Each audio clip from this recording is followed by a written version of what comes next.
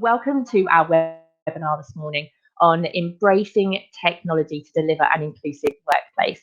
We are joined today by Claire and Tony, who you will be able to see in the bottom screens for you, and they are from Oracle. Good morning and welcome, and thank you for joining us this morning. We're here to talk to you today and to share our experience and how both Oracle and our customers are embracing technology to support an inclusive workplace. To bring a little context for those people that don't know about Oracle, we're a global organisation employing 140,000 people across multiple diverse groups and generations. Today we're going to share with you some of these learnings that we have and how we see our customers embracing technology to support an inclusive workplace. So I'm Clare Harding. I look after the central government team at Oracle, and I'm one of our D&I champions here. Tony, would you like to introduce yourself? Yeah, hi, good morning everybody, and hopefully you can hear me and see me okay. As Claire said, my name is Tony Nneke. I'm a business development manager here at Oracle within public sector, and also chair and founder of our Culture 100 network, and very excited to share with you some of the work that we're doing with diversity inclusion, not only internally, but also with some of our customers as well. Lovely, thank you, Tony. So we'd like to start this session today with Maslow's hierarchy of needs. In 1943, he wrote a paper on the theory of human motivation. This personally really resonates with me when considering options when building an inclusive workplace. Building on the sense of belonging and importance in delivering an environment for our people to thrive in actually assists in turning great employee engagement, which then of course delivers great customer success and organisational growth. Building upon your policies and your organisations for D&I, this is where technology can support. Like the tree on the right hand side, a flourishing tree has to have the right environment and growth at the roots to enable this to flourish, and that's where technology can actually help you with your D&I strategies. So it starts with an experience when we look at technology. You know, every day I walk around the world. Well, I used to walk around the world, not so much as we are today, and actually technology is playing a big part in what we're going through at the moment, like this morning's webinar as an example. But I see objects all the time, but how do I actually use them? You know, take my mobile phone as an example. Yeah, it has no use if I don't know how to use it, and the experience that I get from it would be very limited. Then if we overlay human-centric design on top of that, if my mobile phone allows me to personalise content, it's easy to use, it delivers everything in one place and really efficient, I'm getting both an experience that's really personal to me and allow me to work more effectively. You know, we continually listen to our customers and have designed our technology that takes both the experience and the human-centric design to deliver the right experience for individuals within the organisation. So we look at three different things. We've had a few challenges with the slides, so they're not building, but it's employee. If we look at employees or candidates or customers, you know, what do our people look for to help them from a technology to support that inclusive workplace? If we go back, and there's a really good Forbes article called "The Customer Expectation Trends," and it's talking about how we use technology as individuals. You know, whether we're using Prime or we're looking at the technology to look at low prices in supermarkets, our people and our customers still expect the same sort of treatment wherever you go. They want that experience. And so customer service plays out really heavily in this and how we work today. And technology is actually being the agent that's driving this in today's environment and today's differences. You know, we know our people and our customers are very value driven. You know, no matter what we're looking for, we're always looking for key things around sort of personalisation. You know, I want to choose when is the right time for me to interact, to do something. I want it to be efficient or whatever I'm looking to do. I want it to be able to give me the empowerment. So for me to be able to provide feedback, constantly monitor that feedback, reference the data there, I want it to be easy, really easy. I want it to be so human-centric that I'm not really thinking about the processes and the things that go behind. And there's a couple of the authenticity as well. You know, as organisations want to feel that what they're purchasing is very, very authentic. And actually, the last point, they want to be able to do this themselves. Yeah, so they absolutely want to do this themselves. And this then brings us back to the point of, you know, it's all around putting our people first. There's a great saying that I'm very passionate about. When you really, truly care for your employees, they'll care for one another, your customers and their community that's around them. They'll go beyond what they do mostly in their day-to-day roles. And what that then turns, they'll foster a workplace that thrives on the trust and respect for every single individual and is protecting your corporate brand every single day. And what's really, really good is word gets out. You know, people talk. They talk within their communities and they'll refer like-minded, talented people who believe in your culture and your mission. So what are we doing at Oracle? A little bit. So we are all living today in a world where our lives are dominated by technology. So it's not surprising when I'm talking CHROs day in, day out, they're focusing more and more on those human experiences in the workplace. Deloitte Capital Trend Survey 2019, human experience is the top of the 3 capital trends for CHROs. There's a huge readiness gap. So 80, as you see on the slide here, actually 84% consider human experience is important or very important, but only 43% actually think they're ready or very ready to actually implement some of these. So our goal at Oracle is to help our customers close this gap with tools to achieve that one goal, making the work human. So we look at 3 different areas. The first area is the human experience. So at Oracle, we're evolving from that just user experience to human experience by considering that whole experience as a whole and asking how we make transactions, processes, and interactions more intuitive, simple, and seamless. This leads to an overexpanded set of tools that can engage employees and candidates across multiple areas of the business faster, easier, and more impactful. The second point is the business agility. Working with our customers, the HR professionals are working to be that more strategic partner to the business. You know, they need the tools and the intuitive processes that allow them to do their jobs in more sophisticated ways, giving them the ability actually to do more and get more done. The final point is that culture of innovation, the world that we're living in today. Oracle is innovating at a rapid pace, and we're helping our customers adopt new innovations faster. So how are we doing that? Let's actually have a look at some of the technologies that can help you build your inclusive workplace. So the first is that creating that human experience. For years, we employees have had one persona at work and one at home. With the incorporation of mobile technology to consistently be in touch with work and platforms like Facebook, Instagram, LinkedIn, blurring the lines between those professional and personal aspects, especially actually when it relates to recruitment and customer connections, it's not surprising that our employers are more open to this holistic approach to their work experience that encompasses their professional accomplishments and their personal interests. And actually, we can see over the last 3-4 weeks especially, we're actually seeing how the work environment has changed so radically because of what we're actually experiencing in the world today. So with this in mind, Oracle is keenly focused on creating these human experiences in the workplace that leverage both employee and candidate comfort with technology while creating those opportunities for that greater connection, interaction, feedback and praise. So very much building on that inclusive elements. The second point is digital assistants. You know, these are everywhere these days, but they're more than just a chat bot responding to like a static list of questions.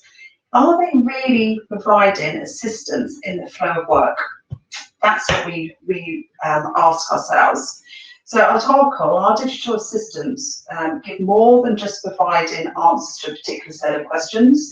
It gives contextual assistance to help you through tasks step by step, helping you complete tasks even when giving you new ideas of what and when you complete an activity, what can I do next?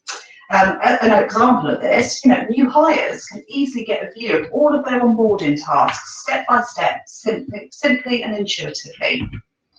The next point is building better relationships.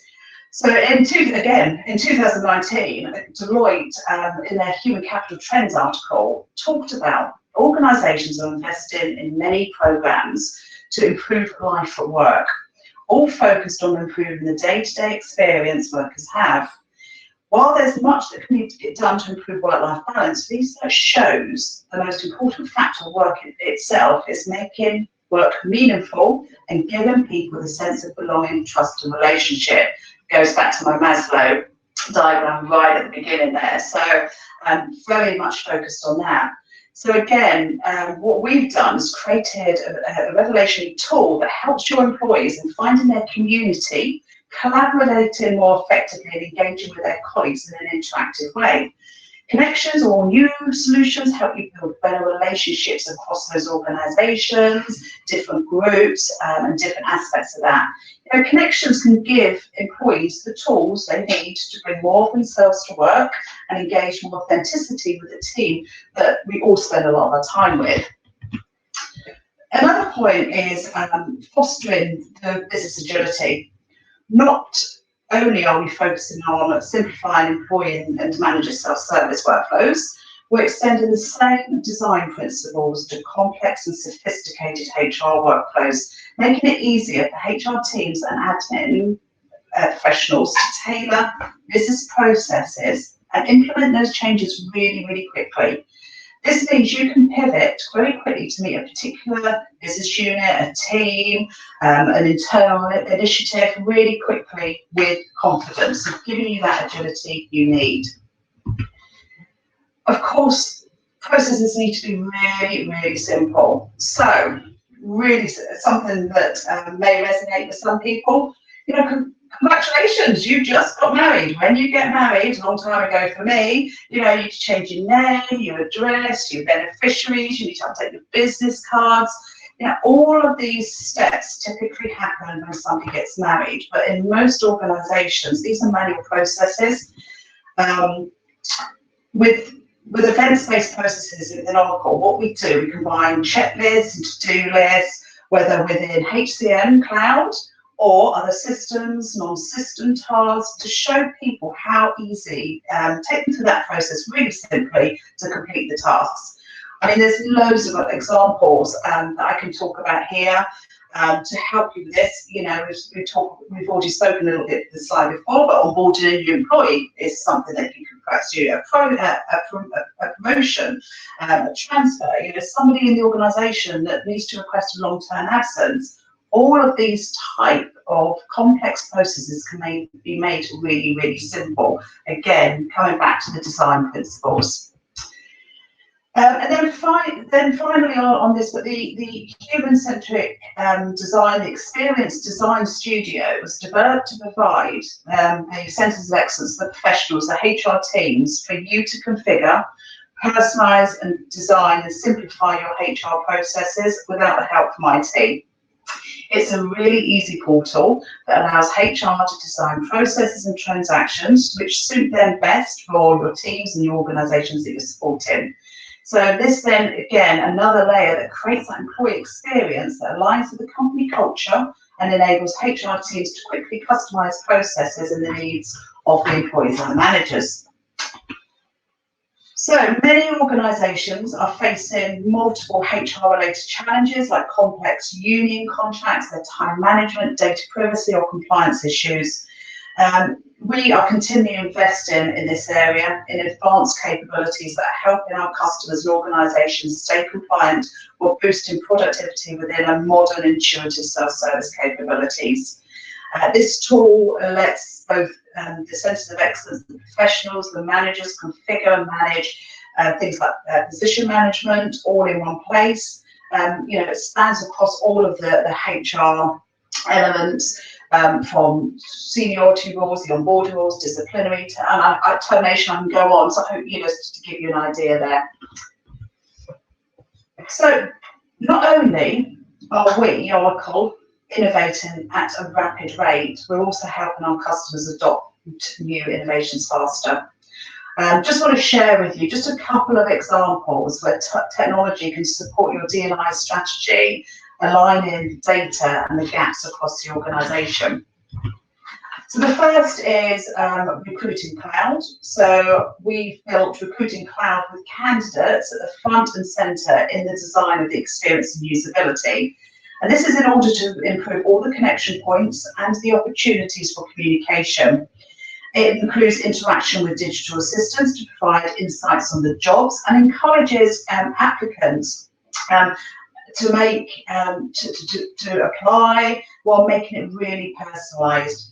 We've also built a really robust candidate relationship management platform, giving recruiters the ability to use social campaigns and hiring events to make a better connection with their candidates, as well as incorporating personalisation of content and digital assistants to answer those questions as they're going through the process.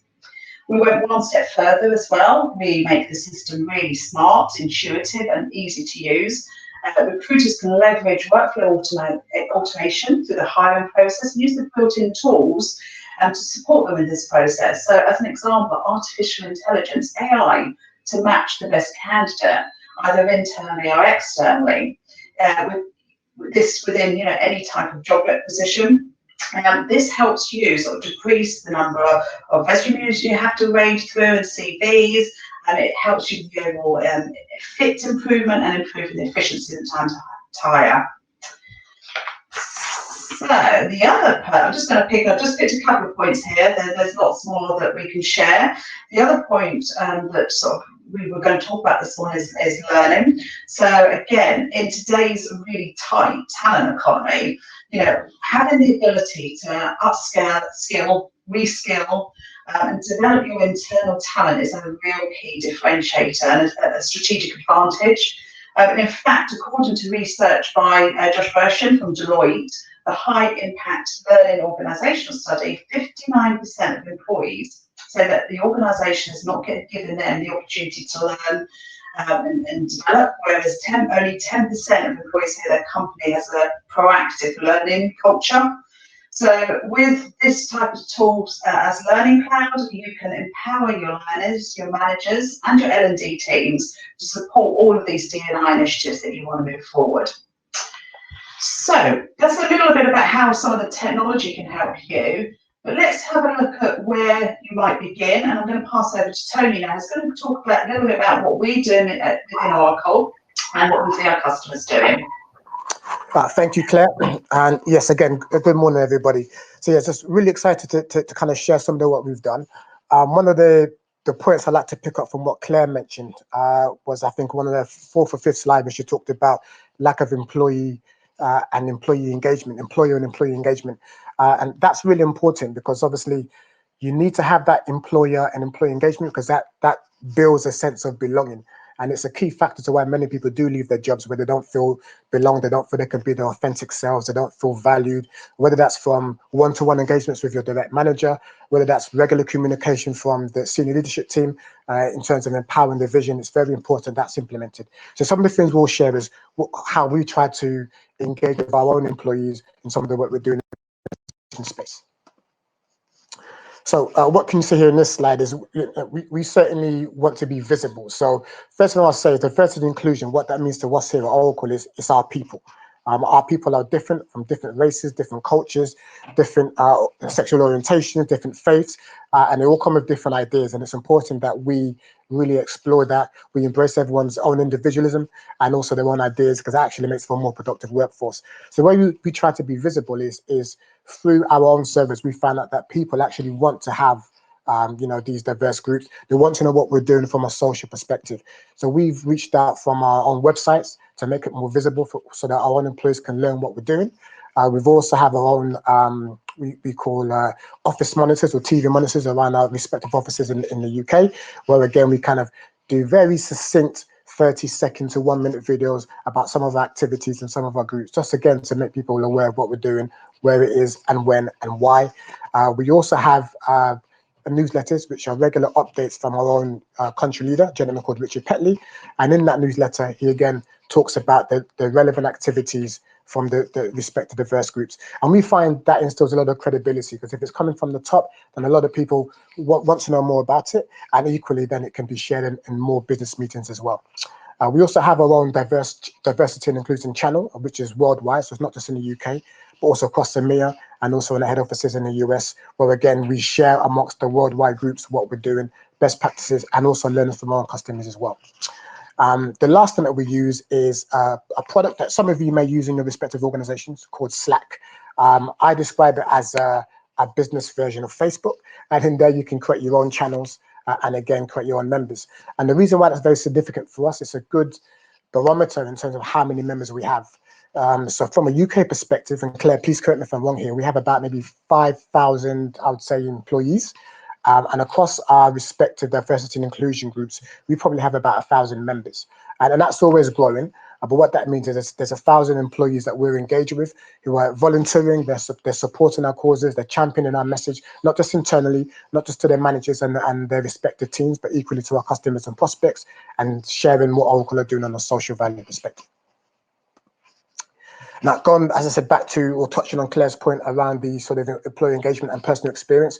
Now, it's very important, as I said, that I feel that my personal experience, or more importantly, what's important to me, is being recognized. So whether that be in my own career paths, my own sort of training that I feel I need to take me to the next step and the next level within Oracle, or equally, again, to be involved in activities that gives me a sense of value outside of the, let's say, the 9-to-5 work that I do within Oracle. So as you can see, there's two different sort of welcome boards that you can see Claire's one on the right hand side, and Claire, being a senior manager, she has a view of her team, a view of her team goals, etc., expenses and targets and compensation. And I have very specific individual needs relevant to me as well. And it's important that these are always kept up to date and up to speed. And the good thing about this is it allows me, from a personal perspective, to, let's say, manage my manager. So I can check in with them and say, well, actually, we agreed in 3 months, if I do X, Y, Z, that we'll talk about, what does that mean for career, or actually what activities can I be involved in? So it's a good way of tracking. And this is something that Oracle, we pride ourselves in making sure these are met. The organization as a whole, you've heard what Claire mentioned about what we are as a technology company, but we are proud of diversity and inclusion. And as I said, really what that means to us is our people. And it's really about allowing people to be their authentic selves. We're proud to kind of be recognized for the work that we do, but it's really important that our people feel like they can be themselves and actually do these activities and speak to our customers about the good things that we're doing. It's really important from a social value perspective as well.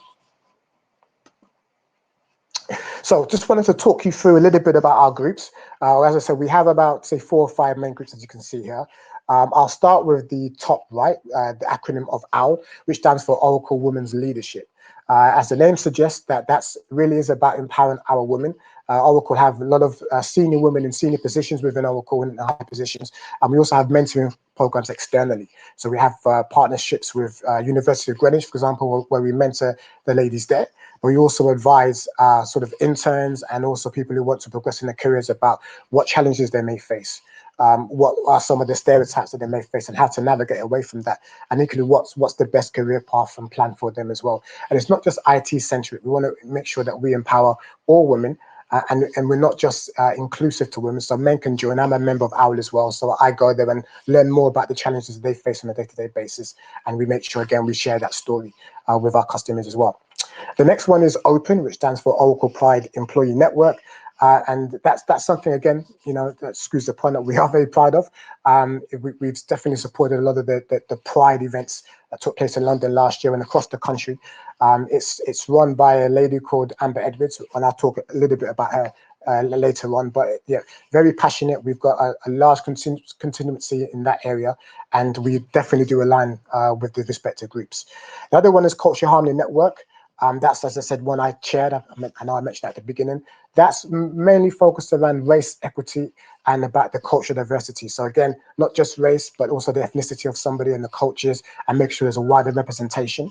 And that was really born off the BAME agenda, which is the Black and Asian minority ethnic, but equally looking at, okay, how can we ensure that everybody understands each other's challenges, the different nuances, the different languages, and again, how can we align with the other diversity groups to make sure it's aligning to Oracle's All Up UK message? We also have neurodiversity, which is the baby, if you like, of our D&I group. It's founded and chaired by a gentleman called John Ford, whose actual son has Asperger's, and that's one of the reasons why he drove to make sure we have this instilled in Oracle in terms of what could the work look like and what challenges could his son face, and how can we make it a safer place for him to be more productive. The Return for Work program is something that Claire's very proud of, and it's really keeping track of those who maybe have left work due to either giving birth or being carers for elderly people in their family, but they actually still have the career aspirations, and how can we ensure that they can come back to work at a job that works around the different time constraints they may have, and so it's something that we continue to have these engagements with our HR team as well.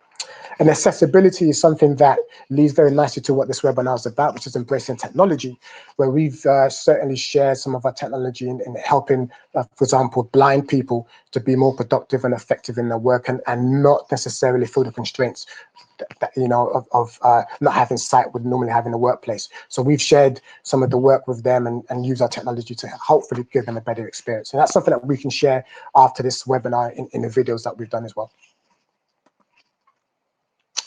Okay, so I touched, as I said, on some of the diversity groups, and as you can see here's some of our leaders.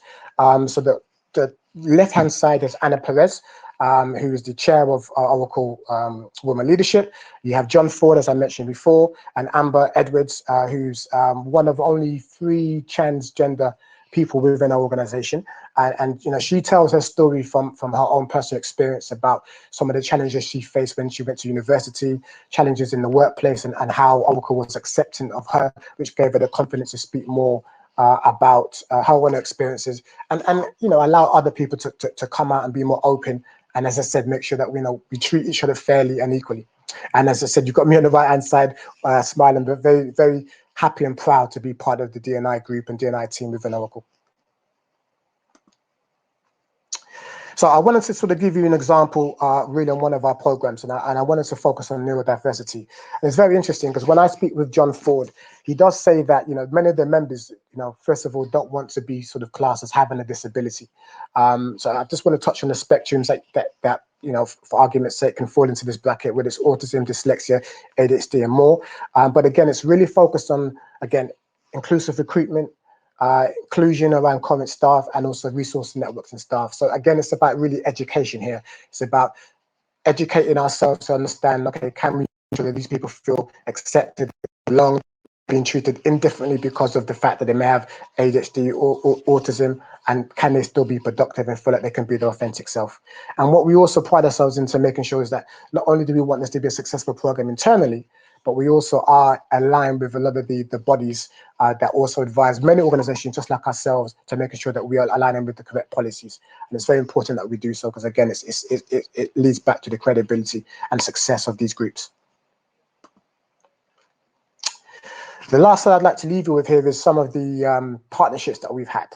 So we formed a partnership with Thames Water and University of Reading, also known as REACH, that has several organizations, around about 50, not necessarily focused around the Thames Valley area. That's where it began, but essentially it is kind of nationwide. But again, it's really sharing best practices, because some other organizations are further along than what we are in our journey within D&I, but equally some others who are just beginning. So it's really good to just kind of share best practices with other leaders and ensure actually that we are reflecting society and equally reflecting what actually our own employers want as well to see in our own organizations. As I mentioned before, Open, we're very proud in the work we do there, and we do a lot of sponsorship with Sky. As you can see an example, we sponsored their National Inclusion Week, and we also do lots of stats and key figures around some of the challenges that they face. And here's also an example of the work that I'll do on the left, which talks about the cross mentoring program, also known as the 30% Club. But we like our stats here. The one that's really the most important to me, and you may be familiar with the McKinsey report and certainly the McGregor-Smith report, and these have been nationwide sort of studies where they've let's say received data from many organizations and really just tried to drum home the importance of why having a diverse and inclusive workforce is really important, not only for productivity, equally it's morally right as well, but we also like to think our customers also are trying to embrace D&I and also have an inclusive workforce. And actually, what does it mean for the end user or their customers? And actually, the fact of majority of the UK population see a good thing when a company is recognized as being more diverse and embracing diversity and embracing differences to make sure there's more, let's say, growth mindsets and more impactful changes. You see here stats around the fact that, again, a gender diverse team are more productive.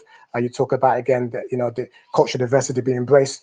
And it's really important to understand that, many organizations now, whether it be from the gender pay gap or whether it be the ethnicity pay gap, are looking into this. And it's about how can we implement the change that aligns with policy, but also makes people feel comfortable to be their authentic self and make it really a good place to work. So I'd like to leave you with that and open up to any questions that we may have.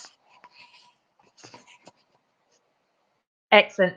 Thank you very much. And hopefully you guys can hear me. Yeah? Yeah, we can hear you okay. Technology is working. Apologies for anyone that couldn't hear me to begin with. I have had some horrific technical issues this morning, but that was a really great presentation. So thank you very much for Tony and Claire for giving us a little bit of insight. And Tony in particular, it's really interesting to hear about what you guys are doing internally once people are on board. Do you have any best practices on how to create an unbiased hiring process? I think I caught some of that, Natasha, because you alluding to the recruitment process or hiring process, and sharing of any best practices is my short summary of the question that you asked based on what I heard. Is that about right? About right. And I should have brilliant, and I should apologize because I missed up the slides. I was conscious of time, and hopefully I wasn't rushing through. But essentially, there's a point there that I want to talk about was one of the learners we've had was, and this was actually through our own networking, was around having a diverse hiring panel. It is a key thing because, again, I appreciate it's a different walk of life, but when you talk about somebody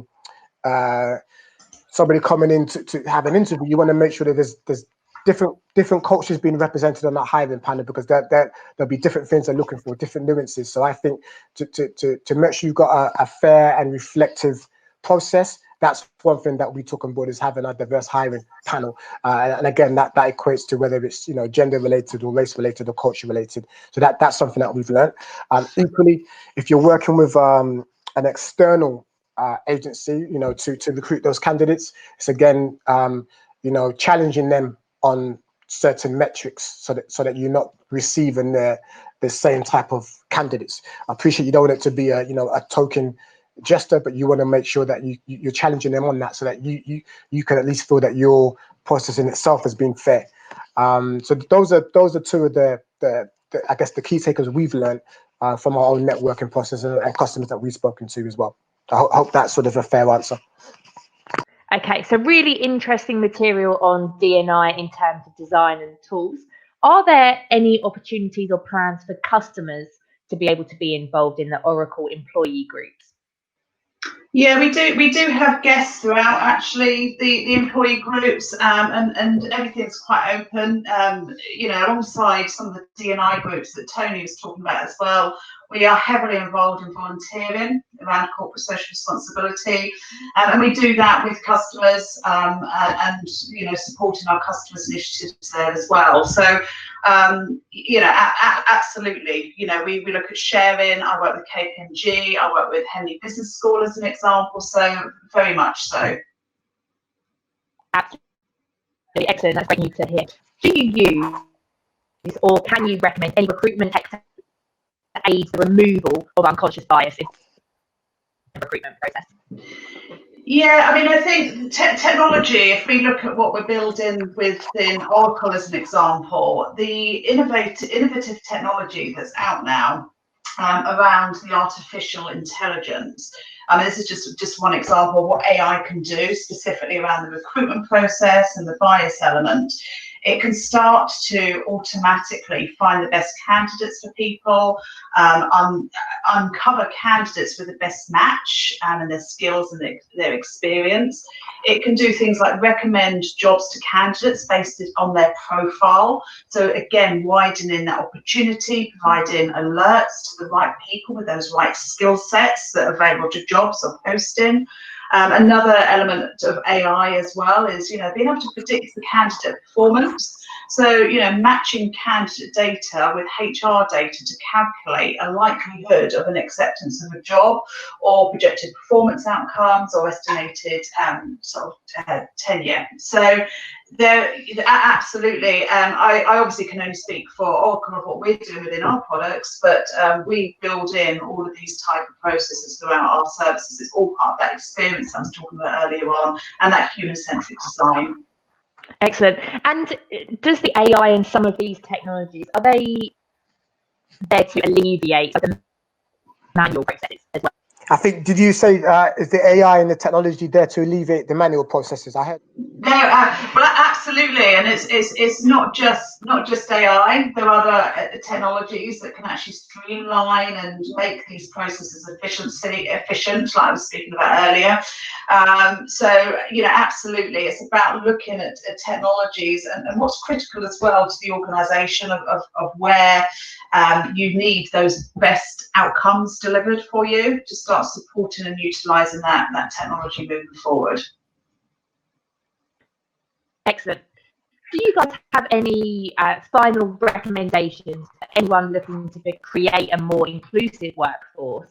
Do you have any final tips that you might be able to share?